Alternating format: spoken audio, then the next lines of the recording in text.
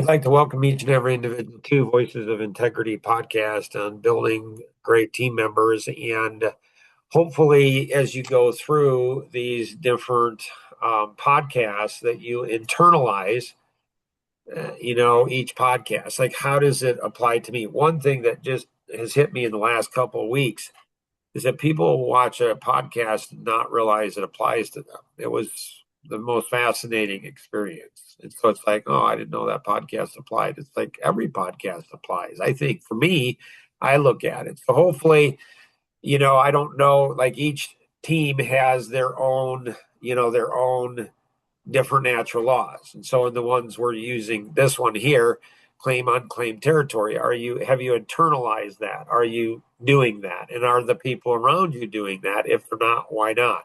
And then internalization, when we learn to internalize things, we learn really, really fast.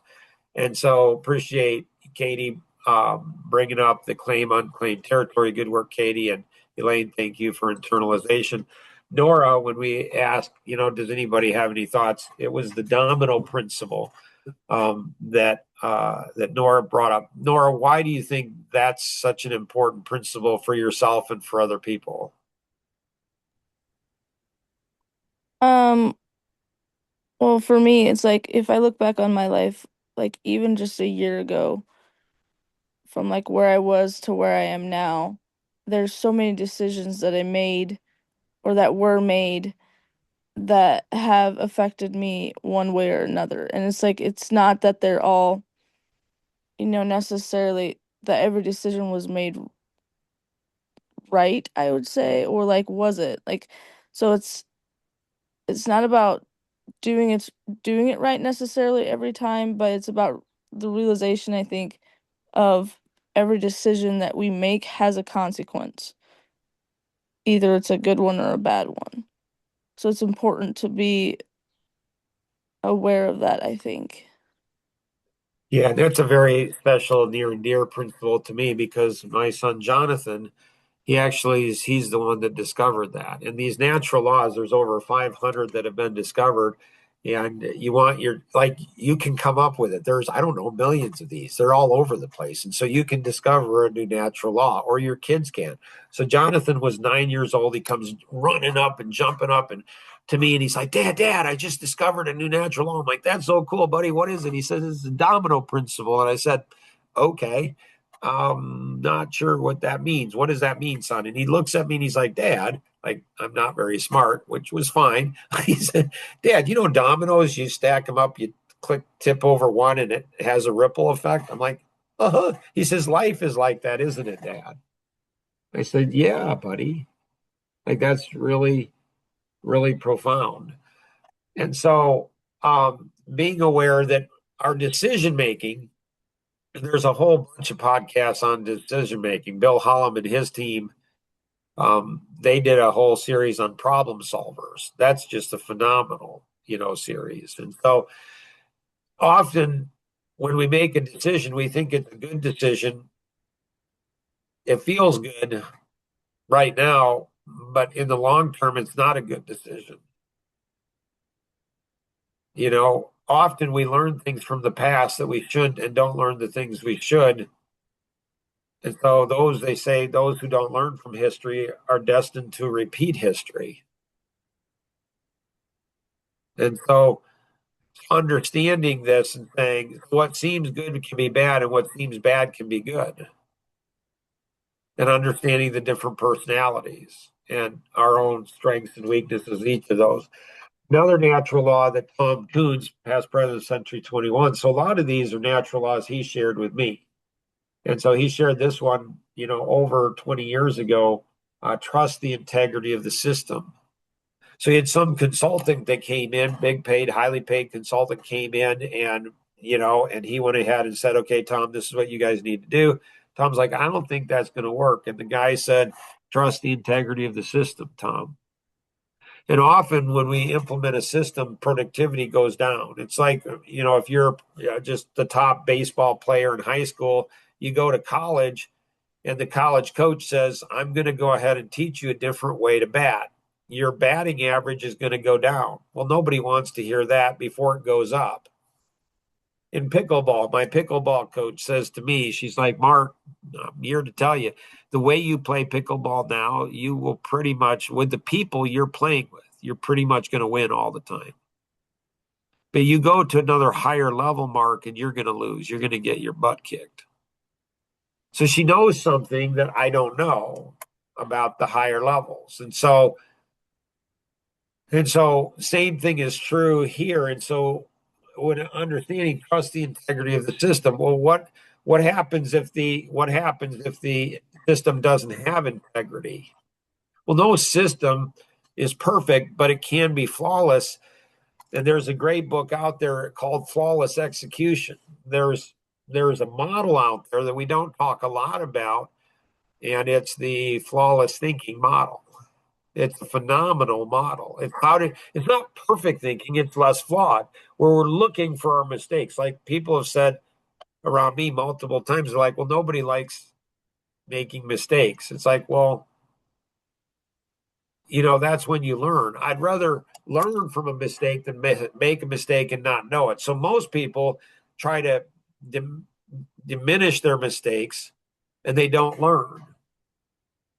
So in trusting the integrity of the system, it's hard to do. So there's a lot of things that are counterintuitive. We went on a river rafting trip, my 27-year-old son and I, for the last 5 days, and it was a class 5 plus, which is pretty active. I don't know if 62-year-olds should be. They let me go on it. I did fine, but like it was pretty intense. And so there's things that are counterintuitive. You should go here. And so the guide, there's another podcast that we do for young men. And that's a great podcast. We do that every Friday. And so what do you do if you don't think the system that you're following has integrity? Well, you question it. Well, how do you question it? And Picasso, famous artist, he said something, I don't know if I can quickly find it, but he has a number of interesting sayings. And so it's like, first learn the system. Like that's what I realized, like in the guide, when you're going down the rapids, you do what he tells you to do, he or she tells you to do, when they tell you to do it, how they tell you to do it, in a great, with a great attitude immediately. That's what they're teaching you to do. And so learn first as a team member, follow the system that's there. So it may not seem to be working, but it actually is. Or it may not seem, I can't tell you how many times I've built the system, designed the system, and it's designed to work the long term. Somebody comes in, I train them in the system, and then they follow the system for 3 to 6 months, and then all of a sudden they just stop doing something. I check up on them because you should always check up on people. But then 3 months they're doing the same, and then all of a sudden they change the order. Like they change the order, they drop something off. I'm like, and then something blows up, and I'm like, why did you change it? Well, I didn't think it was needed. So if you have a system in your company, follow that system. Trust the integrity of the system. If you think there's a better way, don't just do it. Ask the people who built the system. Talk to people around you. So there's 3 reasons why we end up with, disaster in our life. And so, and this comes from spiritual principles, and God allows disaster in our life to, to develop us like Job, or deploy us like Jonah, or to discipline us.